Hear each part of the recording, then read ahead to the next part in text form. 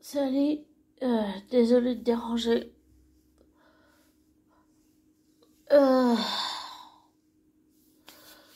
je voulais parler d'un sujet que je sais pas si vous pourrez le comprendre. Je fais juste des trucs là, je corrige quelque chose sur... Voilà. Désolé, mais j'ai écrit en même temps.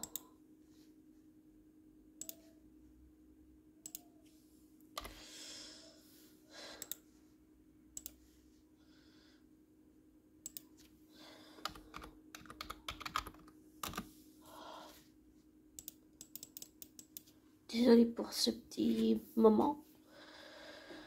Je sais pas si pour beaucoup c'est que le fruit de son imagination, mais j'ai compris qu'il y a un personnage fictif, même si c'est que fictif. Déjà, je ne peux pas me projeter sur lui, mais je sais que ce que vit Warren, c'est lié à mon propre passé, comme j'en avais parlé dans l'audio il n'y a pas longtemps. Et que pour qu'il accepte toutes les conséquences de ce qu'il est au fond de lui, pour moi-même et pour Warren, il faut que j'accepte que mes oncles soient décédés pour que Warren accepte toutes les conséquences de sa nature magique, de ce qu'il est vraiment au fond de lui. Et en ce moment, j'arrive à lui parler, on va dire télépathiquement, qui n'a rien à voir avec la personne avec qui je fais de la télépathie dans la vraie vie. Et en ce moment, le dialogue avec Warren, c'est pas totalement rompu, mais c'est quand même un peu rompu parce que j'arrive pas à lui parler et mais moi-même, j'allais dire même la créatrice ou même du propre livre, il ne l'écoute pas. Et il me rejette autant que tous ses amis. Et c'est très douloureux à vivre de se sentir rejeté, même par son propre personnage. Même si ce n'est que fictif, c'est douloureux. C'est douloureux. J'arrive pas à parler avec lui. Tout ce qu'il fait, c'est mettre des barrières. J'arrive même pas à l'atteindre. J'arrive pas. Et c'est même pas... Pardon. C'est même pas une question de volonté. C'est-à-dire que même si tu mets toute ta volonté, ça ne marche pas. Même si j'y vais, si on va dire, avec la bonne foi, c'est-à-dire faire confiance en la vie, ça ne marche pas. Ça ne marche pas parce que Warren ne me laisse plus communiquer avec lui. Il se coupe même de moi.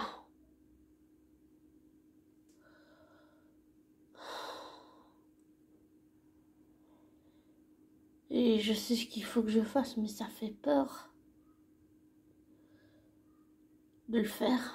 Et je suis quand même démunie parce que je sais pas si au fond de moi, le fait que j'accepte que mes oncles soient décédés, est-ce que ça va changer quelque chose pour Warren? Est-ce que ça va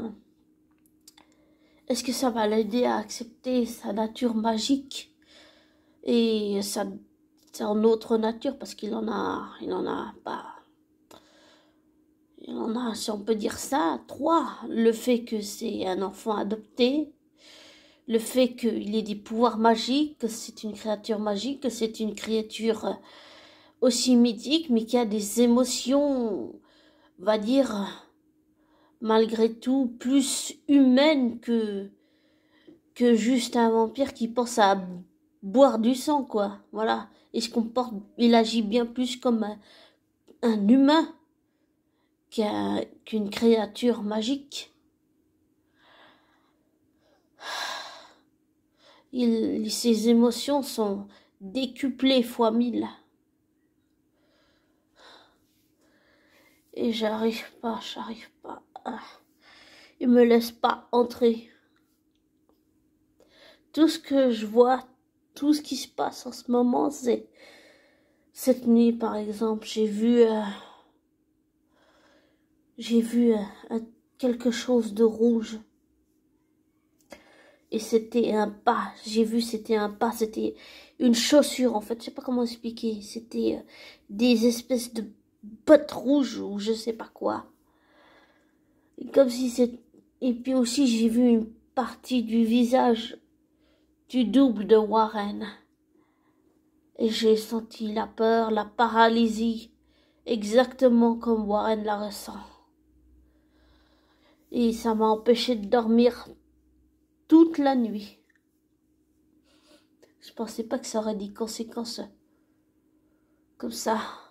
Je fais en sorte que ça m'envahisse pas, hein. Bien sûr, il y a une limite, mais que ça vienne jusqu'à se matérialiser, se densifier dans la matière comme ça, c'est très impressionnant, c'est très impressionnant. Ça me dépasse un petit peu quand même. Wow.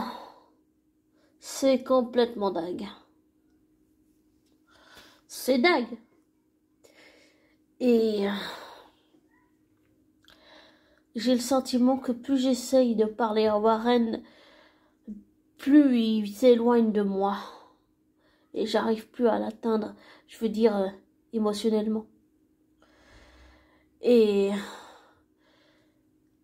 j'ai comme l'intuition qu'il va se manifester à la personne avec qui je fais de la télépathie. Et que cette personne va peut-être avoir autant peur que moi, mais que, je sais pas, j'ai vraiment l'intuition. Je sens que Warren va se manifester à cette personne avec qui je fais de la télépathie. Et que la personne en question qui ne me connaît pas et que je ne connais pas, avec qui je fais de la télépathie, va pouvoir aider Warren.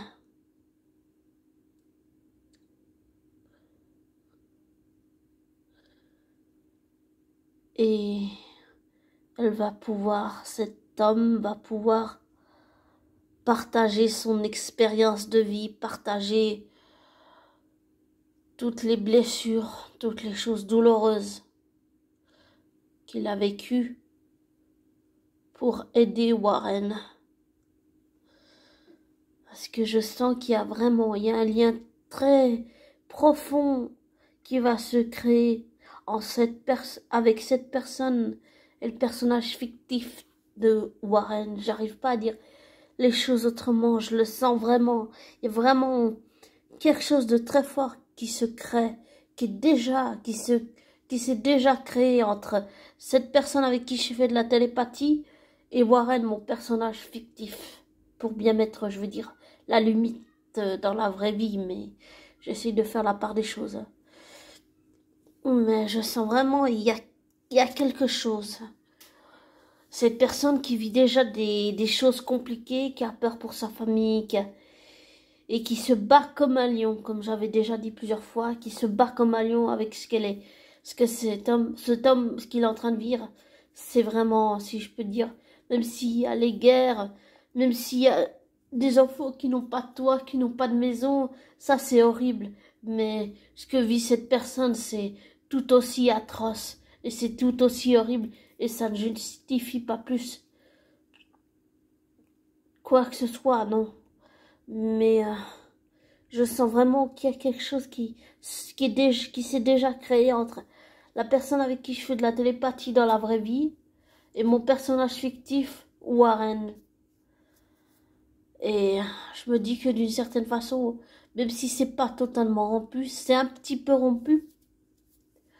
C'est rompu parce que Warren ne veut pas me parler, ne veut pas. Il se ferme complètement. J'arrive pas à parler avec lui, même par télépathie. J'y arrive pas. Je voulais aussi rajouter quelque chose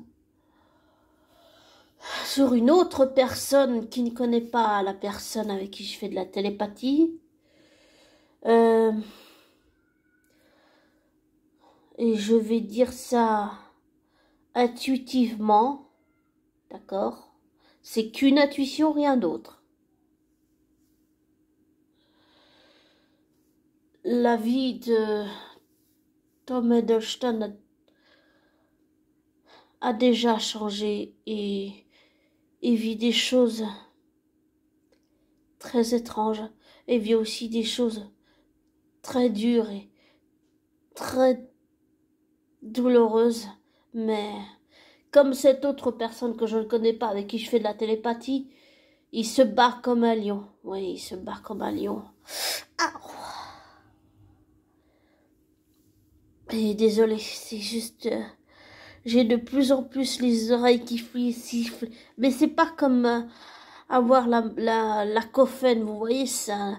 Là, c'est des sifflements, mais différents que si j'avais la cophène. Je sens qu'il se passe quelque chose. Je sens que il se passe quelque chose. J'arrive pas à dire quoi, mais il se passe quelque chose. Et je sens que maintenant, c'est pas seulement physiquement que les symptômes, quand j'ai des pressentiments, quand j'ai des intuitions, que ça se manifeste physiquement, ça se manifeste aussi physiquement par des sifflements. Il se passe quelque chose, comme Patricia Daré, qui elle aussi sent beaucoup les choses. Par contre, contrairement à elle, je ne vois pas les défunts. Je les vois pas, mais je les ressens physiquement. Parfois, je peux même laisser place aux défunts à travers ma voix, mais je garde une part de maîtrise pour ne pas le laisser aller faire n'importe quoi. La personne, je veux dire, décédée.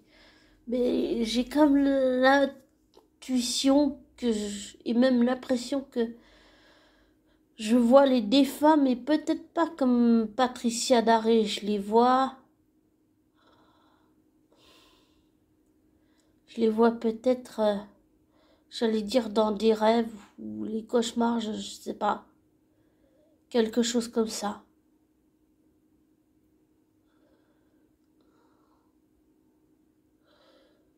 Et je sais pas pourquoi j'ai cette intuition que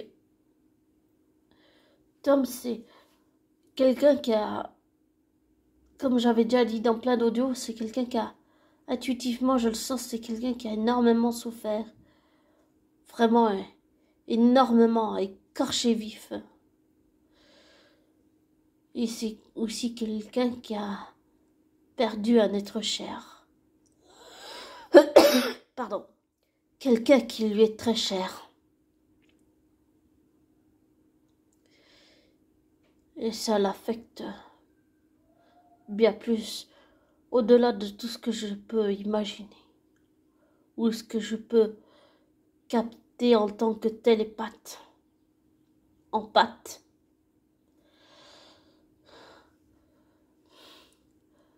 Et en tant que... je sais pas comment on pourrait dire ça, mais... je sais pas comment je pourrais dire ça. Mais j'aime pas le mot médium, ça fait charlatan. J'aime pas ce mot.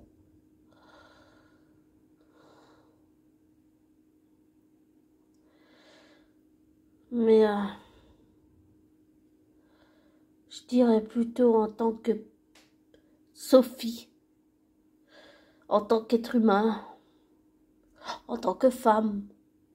On a tous des expériences différentes, mais je veux dire, en tant que être humain, en tant que femme, j'ai comme l'impression d'être, vous voyez, comme les sœurs Halliwell, c'est-à-dire, vous faites ce qu'il faut pour aider les gens, même à distance par télépathie. Mais vous n'avez pas le droit d'utiliser vos pouvoirs magiques à des fins personnelles et vous n'avez pas le droit de vous projeter dans ce que vous aimeriez pour l'autre, c'est-à-dire quand vous aidez quelqu'un. Et c'est la seule chose, et c'est ces choses-là que je ne fais pas. C'est un peu une règle d'or, on va dire, que je m'impose pour bien rester dans la vraie vie, on va dire ça comme ça. Je sais pas trop. Enfin, voilà ce qui se passe en ce moment. Et aussi, en ce moment, je pense beaucoup à deux personnes. Et quand je pense à ces deux hommes, je sais pas, ça me... À ce qui paraît, j'ai entendu dire que quand on pense souvent à quelqu'un, c'est qu'on va rencontrer la personne. Après, je sais pas si c'est vrai, mais voilà. Mais, pardon. Mais voilà ce qui se passe en ce moment. Et c'est bien, mais ça fait peur en même temps. C'est complètement dingue parce que c'est dingue, j'arrive pas à dire autrement, et parce que je trouve pas, comme je le voulais à tout prix, d'explication rationnelle. J'en ai trouvé aucune. Pardon. Et j'essaie à me faire à l'idée que je n'ai pas trouvé d'explication rationnelle comme je le voulais.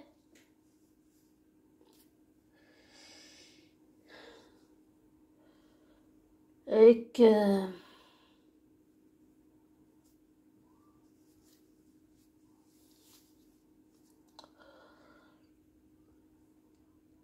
c'est vraiment... Tout ça est vraiment très étrange. Très déstabilisant.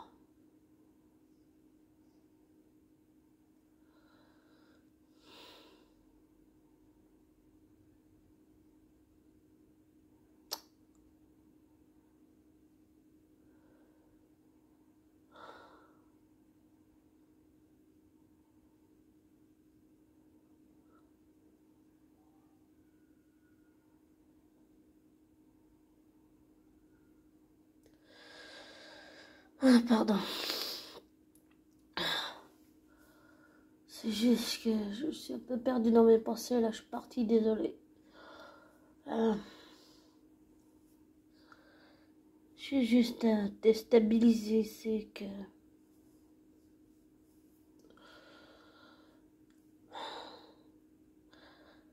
À chaque fois que j'essaie de rationaliser une solution, ça marche pas. Il n'y a pas d'explication rationnelle derrière. Et c'est très déstabilisant.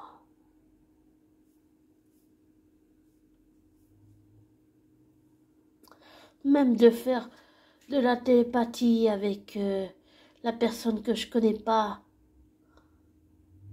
c'est déstabilisant. Et même de sentir des intuitions sur Tom, c'est déstabilisant. Et sentir en plus de tout ça que Warren me rejette, c'est encore plus déstabilisant. Et ça fait mal. C'est douloureux.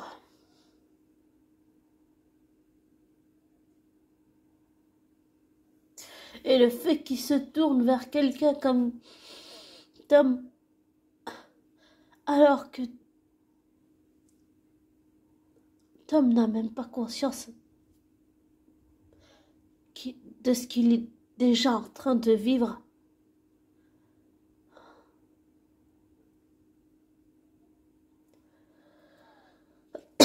Ça me déstabilise complètement. Pardon. Désolée, c'est à la reste du Covid. J'ai toujours là tout.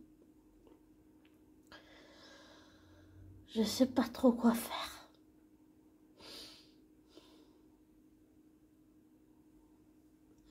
J'espère qu'il acceptera au moins d'écouter cette personne.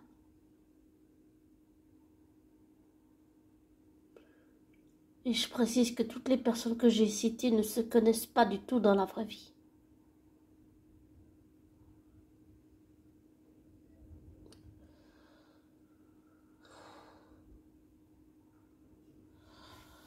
Mais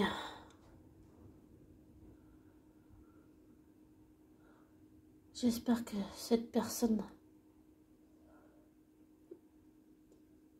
va pouvoir aider Warren. Et je sais pas si les auteurs vivent ça avec leurs personnages fictifs, mais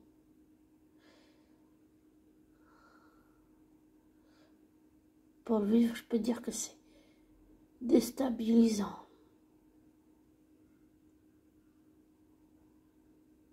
Et en ce moment, c'est plutôt triste.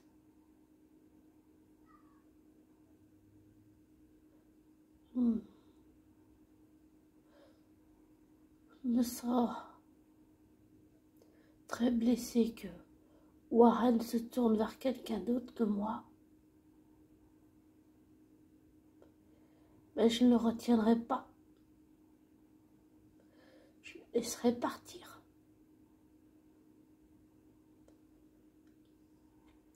Si on peut faire un petit peu le lien avec être un flamme jumelle qui est un état d'être. Ce que m'enseignent les flammes jumelles depuis que j'ai malheureusement harcelé ma flamme jumelle et qu'il a coupé les ponts et qu'on fait de la télépathie ensemble et que ma flamme jumelle se rapproche et sent les choses, comprend les choses bien plus que je peux le croire. Ce que j'ai appris avec ma flamme jumelle, même s'il ne m'appartient pas et que je ne lui appartiens pas, c'est que aimer l'autre, c'est aussi savoir le laisser partir et ne pas le retenir. Et ça me fait penser aussi à un conseil d'Hélène Ségara qui avait dit que si on aime un mec ou qui que ce soit d'autre, le mieux c'est de laisser partir cette personne, qu'elle soit dans la vraie vie ou qu'elle soit fictive, la laisser partir vers quelqu'un d'autre, dans la vraie vie ou dans la fiction, pour mieux revenir vers nous.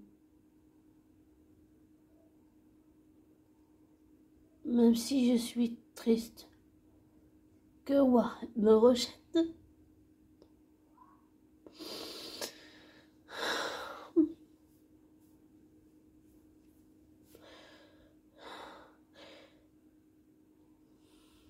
je sais pas si les gens peuvent comprendre tout ce que je dis.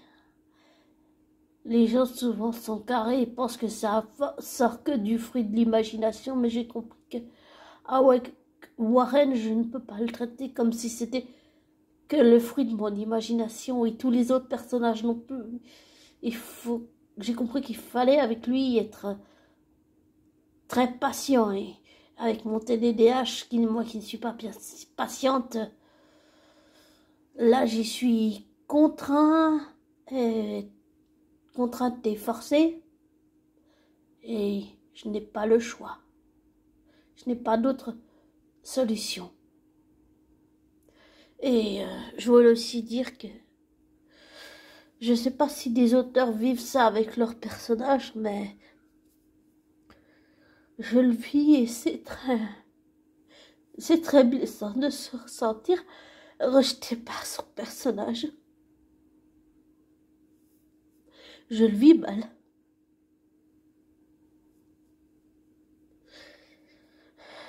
Mais je voulais aussi dire autre chose. C'est que en ce moment, je fais beaucoup de découvertes sur plein de choses et aussi plein de gens. Et je,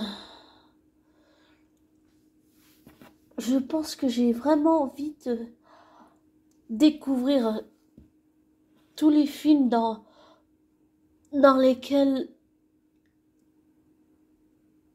Tom a pu jouer. Mais ce que je cherche, c'est peut-être un genre un peu, un peu différent, on va dire. Et ce serait pas celui où il joue que, si on peut dire, les méchants ou je sais pas trop quoi. Ce serait plutôt différent. Et j'ai envie de voir cet être humain qui a un métier, je pense, quand même dur. Désolée pour le bruit. C'est habituel d'entendre les sirènes et la police, je l'entends souvent. Désolée.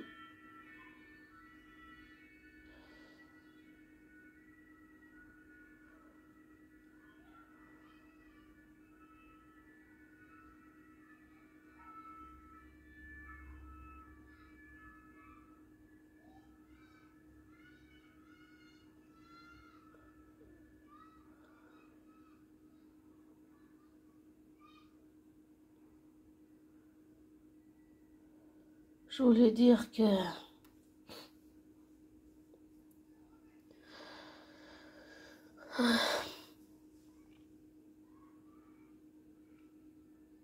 c'est...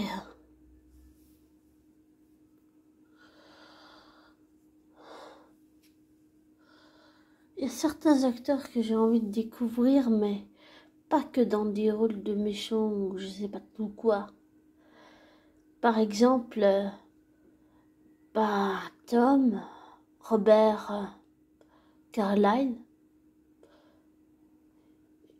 J'ai envie de les découvrir, mais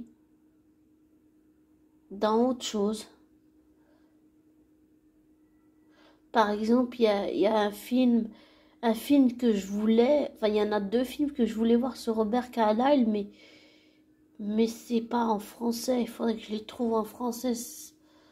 Ça s'appelle Hopkins ou je sais plus trop quoi.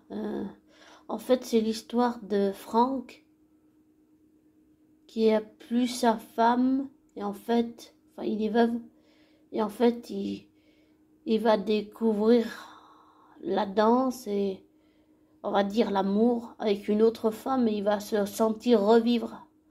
Et ça c'est des j'ai envie de découvrir des films comme ça. J'ai aussi vu qu'il y avait une série dans laquelle Tom va jouer et j'ai bien envie de la découvrir. En plus, c'est une saison à 6 épisodes. Ça s'appelle le Sussex comment je sais plus comment ça s'appelle. C'est une série, une mini-série télé, mais je sais pas son nom. Désolée si je fais du bruit avec la souris, mais il faut que je trouve. Donc désolée si vous m'entendez détaper l'écran, mais je sais plus comment s'appelle la série.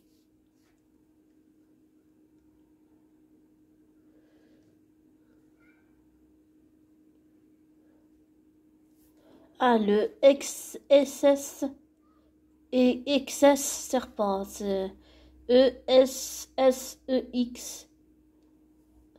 Bon, c'est en anglais, j'ai pas une très bonne prononciation. Mais apparemment, c'est une série télé, mini-série télé. J'ai envie de découvrir cette série qui m'a l'air très prometteuse. Par contre, il faut que je vois où je peux me procurer la série pour pouvoir la regarder. Je sais pas s'ils vont la diffuser sur M6, sur TF1 ou sur Syfy ou TFX, c'est la chaîne des séries télé.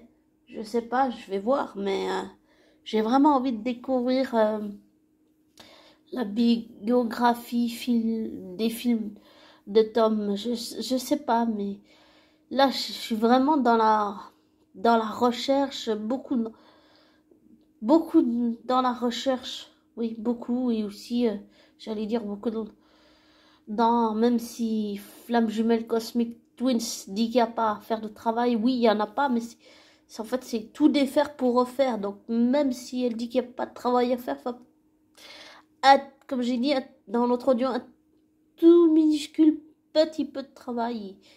Parce que c'est quand même beaucoup. Et en ce moment, c'est beaucoup la découverte, la recherche. Et aussi beaucoup de questions, beaucoup de questions. Beaucoup. Sur la nature, sur l'être humain, ça fait aussi beaucoup poser de questions sur soi. Oui, beaucoup. Et je me demande si des fois je suis pas narcissique.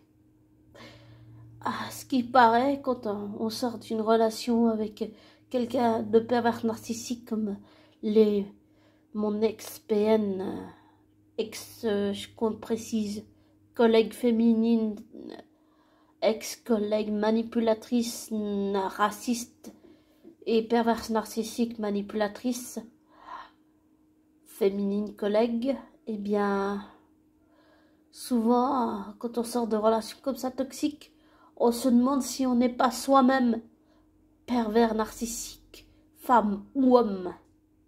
Et depuis que j'ai eu cette expérience avec, elle s'appelle, bon, je vais pas dire son nom, mais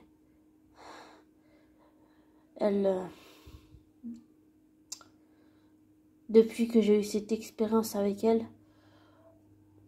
je doute de tout ce que je fais. Absolument de tout. Le truc, c'est que ces genres de personnes toxiques bon bah je vais dire son nom, Priscilla et Amber, si on prend le cas de Johnny Depp, ce sont des gens narcissiques, manipulateurs. Ils sont très très forts pour rentrer dans votre tête et réussir à vous faire douter complètement, vous faire passer pour un fou ou une folle, ou vous faire passer pour un cinglé ou une cinglée.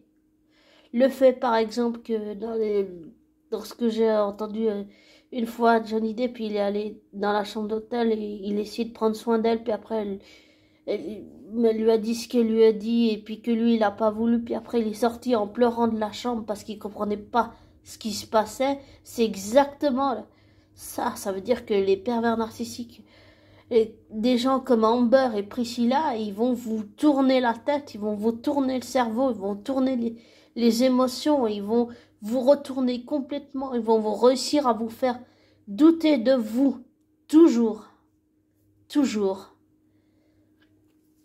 Et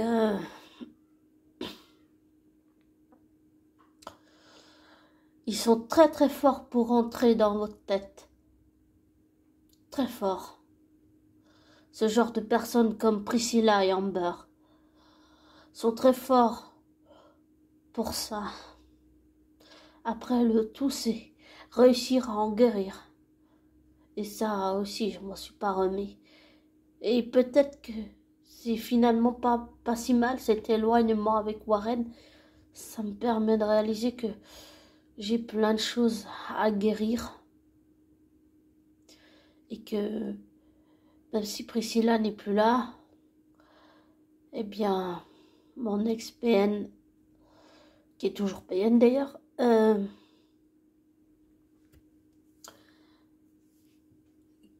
que j'ai toujours pas guéri et que ce serait peut-être le moment et que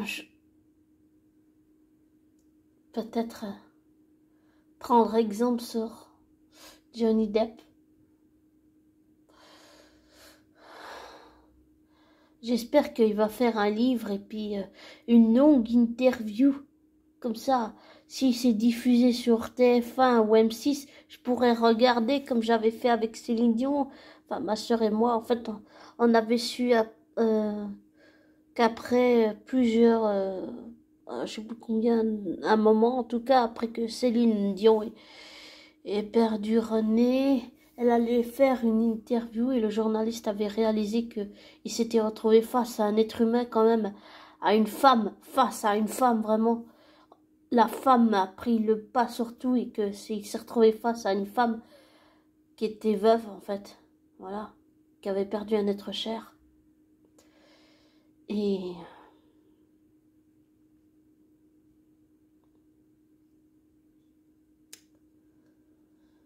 peut-être que je devrais faire la même chose.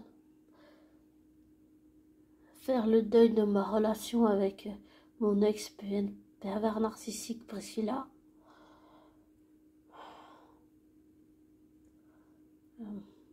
Que j'ai pas faite non plus.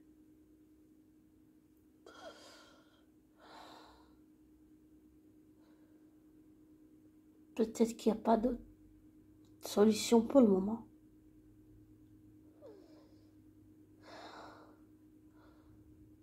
Et je tiens à préciser, même si ça n'a rien à voir, peut-être ou peut-être pas, que Warren, il est un peu comme Tom. C'est quelqu'un qui peut être très détaché de ses relations. Surtout quand Warren se ferme sur lui. Il est très... C'est quelqu'un qui peut être très détaché de ses relations. Et je pense que là, j'ai pas mieux comme exemple de ce qui se passe en ce moment dans le livre. Warren rejette tout le monde, il n'écoute personne et il me rejette, même moi, j'allais dire, je sais pas, comme pas sa créatrice, mais oui, un peu sa créatrice, mais oui, Warren, j'allais dire, c'est peut-être un peu comme le fils que j'ai pas eu, mais c'est oui, c'est un peu le fils que j'ai pas eu, Warren, c'est vrai. Et c'est comme si, en tant que mère, il me rejetait. Et ça fait plutôt mal. Mais ce que je sens là, maintenant, en ce moment, après avoir vous a dit tout ça, après vous avoir tout dit, beaucoup de choses, là, je sens que ça fait du bien. Et que... Pardon pour la pince, c'est le bruit. Et que oui, Warren, c'est quelqu'un qui est capable d'être détaché émotionnellement. Oui. Comme Tom, d'être détaché, mais aussi de vouloir faire plaisir aux autres. Et je pense que j'allais dire le plus important, en tant que femme pour moi, le plus important, j'allais dire, pour Warren et Tom, c'est plutôt que, au lieu de toujours faire plaisir aux autres, ils devraient tous les deux essayer, Tom dans la vraie vie et Warren dans la fiction, ils devraient essayer tous les deux, en vrai, essayer de trouver au fond d'eux plutôt ce qu'ils veulent que de faire plaisir aux autres, et plutôt essayer ce qui leur ferait plaisir à eux et pas toujours de penser qu'aux autres et donner qu'aux autres. C'est pas toujours bon de donner qu'aux autres. Si on donne qu'aux autres, après on ne peut plus... Et contrairement, j'allais dire, à ce que la société veut nous faire croire en nous disant que c'est égoïste de penser à nous, c'est totalement faux. Il faut d'abord penser à soi avant de pouvoir donner aux autres. Et je pense que dans la vraie vie, que ça soit bien aussi bien dans la fiction pour Warren et dans la vraie vie pour Tom, je pense que tous les deux, au lieu d'être détachés émotionnellement, ils devraient essayer tous les deux de trouver plutôt ce qui leur ferait plaisir à eux, essayer de prendre du temps pour eux et de vraiment passer des moments avec eux-mêmes, de trouver des choses pour eux, de se faire plaisir pour eux et pas de penser que tout le temps aux autres. J'ai le sentiment qu'ils sont en train de se perdre tous les deux. Et quand on se perd après, pour l'avoir vécu, on ne sait plus du tout qui on est. Et ça rejoint peut-être un peu ce que Flamme Jumelle Cosmic Twins a dit. Et c'est tout déconstruit pour tout reconstruire. D'une certaine façon, oui. Et même s'il dit qu'elle dit qu'il faut pas du travail, il faut un tout petit peu, oui, quand même un petit peu. Quand même un peu. Mais, pardon. Mais oui, je pense que c'est quand même important que ces deux personnes prennent du temps chacune de leur côté pour elles. Oui, je pense que c'est important. C'est important. Ouais. Ouais, c'est important. Et,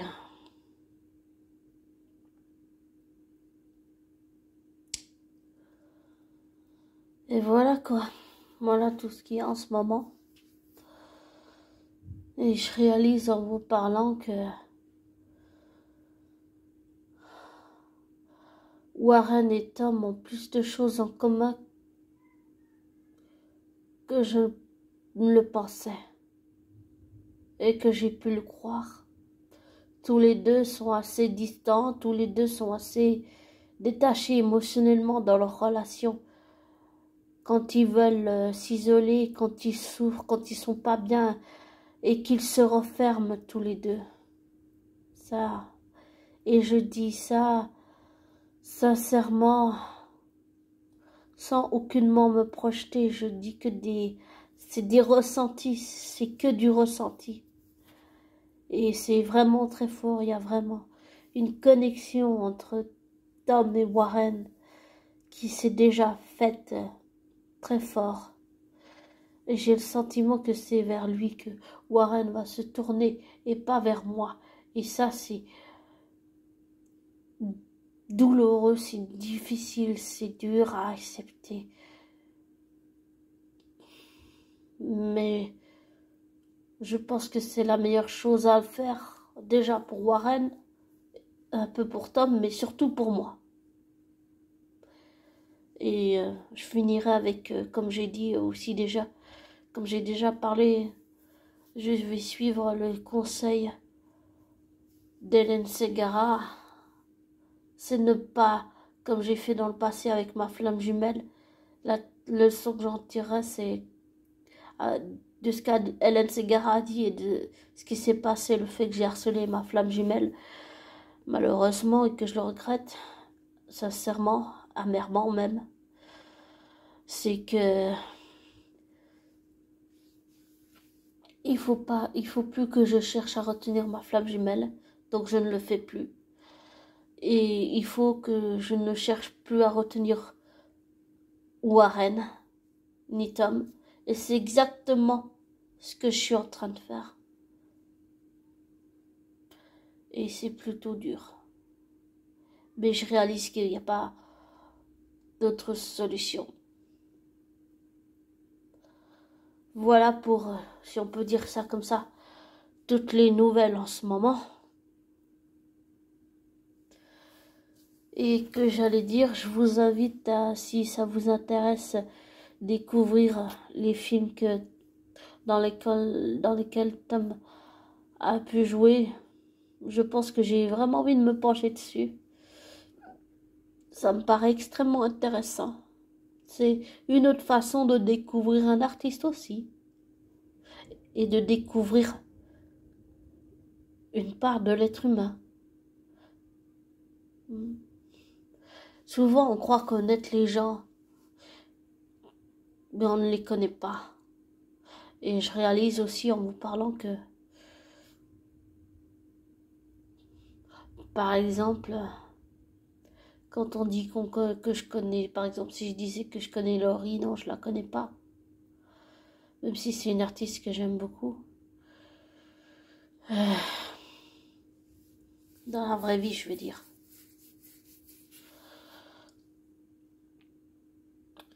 Et dans la vraie vie, je pense que c'est pas parce que j'ai un lien de télépathie avec certaines personnes que je les connais et qu'elles me connaissent. Mais je pense que un jour viendra où je rencontrerai ces personnes et on apprendra à se connaître dans la vraie vie. Je le sens, intuitivement je le sens, voilà. Mais tout ça, C'est vraiment étrange, c'est bizarre, c'est... Comme me dirait Bill Bon, c'est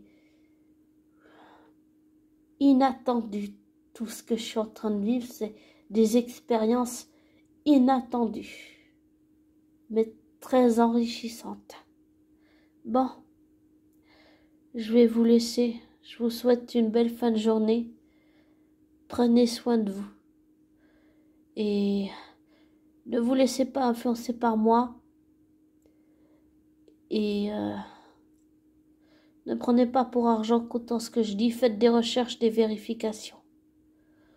Et tirez-en vos conclusions après. Et I love you.